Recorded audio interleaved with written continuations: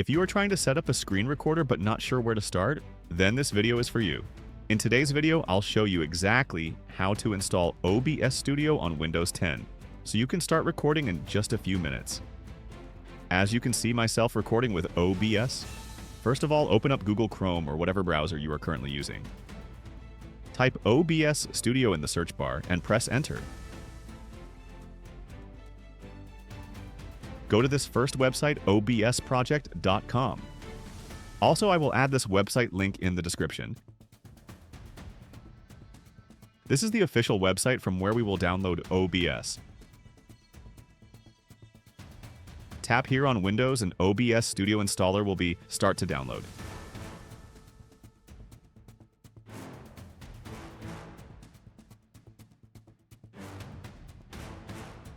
Once installed, double-click on that program, press Next. I am already recording a video on OBS, that's why it's showing this.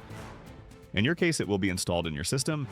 That's it for today's video. If this helped you, make sure to like the video and subscribe for more quick tutorials. Thanks for watching.